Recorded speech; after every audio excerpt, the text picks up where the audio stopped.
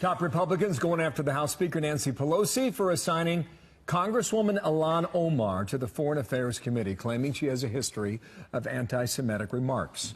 2012, she wrote on Twitter, quote, "Israel has hypnotized the world. May Allah awaken the people and help them see the evil doings of Israel. Hashtag Gaza, hashtag Palestine, hashtag Israel." Ari Fleischer, former White House press secretary, Fox News contributor. And Ari, thank you for your time today. I want to get your views on this. I just want to point out that she's a freshman Democratic member of Congress from Minnesota, Palestinian heritage and background. And what do you think about how, I guess the tweet came out first, and she was on CNN yesterday and addressed it the following way? Here's a little clip of that. That's really a regrettable way of expressing that. I don't know how my comments would be offensive to Jewish Americans. My comments precisely are addressing what was happening during the Gaza war. Does that clear things up, Ari? Where are you on this? It makes it even worse. The fact that she can't understand how that's offensive, it's one of the oldest anti-Semitic tropes to say that Jews control the world. And when she says Israel's hypnotized the world, it's a repeat of that message. If that was the only instance, maybe you could understand it. But she also is for a boycott of Israel. This new congresswoman who's on the Foreign Affairs Committee has not called for a boycott of Russia or Venezuela or Iran. She has singled out Israel for it. You know, I just think it's a sign of the creeping problem the Democratic Party has in its grassroots that is increasingly anti-Semitic and anti-Israel.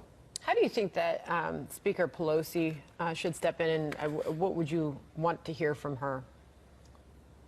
She should say it was a mistake to put Congresswoman Omar on the Foreign Affairs Committee. Anybody who holds those views as an extremist does not represent the Democratic Party. Look, the Democrat leadership historically has been very pro-Israel, but it's cracking. It's cracking because the Democrat grassroots are increasingly anti-Israel, and as we've seen with the Women's March, increasingly anti-Semitic. And Pelosi is trying to split that difference. You don't split it. You stand on principle, and you stand with Israel and with the American Jewish community. That's the problem that Nancy Pelosi has. She's cast her lot with the wrong group. Well, she has a challenge of managing many new diverse members. How does she do it? Well, I think what she's trying to do is spread the jobs around. That's typically how the Democrats deal with these issues. That's how she won her speakership, by creating new committees, putting people into different positions. But when you put somebody with a record as strongly as Congressman Omar of anti-Semitism and anti-Israel on a powerful committee that historically has been a pro-Israel committee, you're sending a signal that the Democrats have changed at the highest levels. And the problem here is the Democrat grassroots now for 20 years have been on the ascendancy, pushing for increased neutrality between Israel and the Palestinians, Israel and Hamas, Israel and Hezbollah, terrorist groups.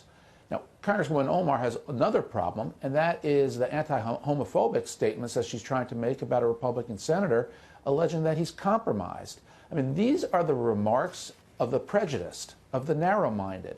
That's how people like that speak, and the Democrats put somebody like that on the Foreign Affairs Committee to represent themselves.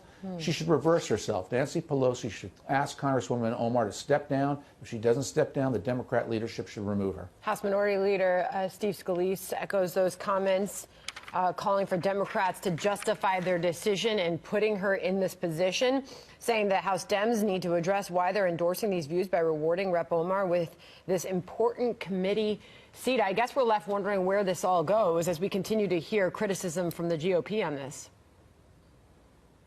You know, I think the problem the Democrats have is they are so caught up now in what do you look like? What is your heritage? What is your background? Because she's Palestinian, they think, isn't this great? We're diversifying. Aren't we wonderful? As opposed to ideology. Nothing counts more than ideas and substance. It doesn't matter who you are or what chromosomes you have. That's what the power is. And when you are so anti-Israel and so anti-Semitic, it's a huge problem for the Democrats. And, you know, let me just close with this. Martin Luther King in 1968 said, quote, "When people criticize Zionists, they mean Jews. You're talking anti-Semitism." You can't separate anti-Zionist, anti-Israel from anti-Semitic today. Omar went on Twitter and said, "You all know my tweet had nothing to do with his sexuality, everything to do with his blind cooperation with Trump." That was in reference to Lindsey Graham. Just listening to you talk, Ari, it sounds as if you believe the assignment was intentional on behalf of Speaker Pelosi. Is that what you think? I do, because I think the Democrats value so much diversity, that we have diversity of people. Let's put them on these powerful committees. Diversity of thought in this instance, that she is anti-Israel, so let the anti-Israel growing grassroots sentiment see that we are rewarding them. Well, they shouldn't be rewarded. 100 new members in Congress. You're going to get a variation of ideas and opinions, and we're going to see how this goes as we move forward. But Ari, thank you for your time today. We got to run. Thanks. Ari Fleischer, thank you.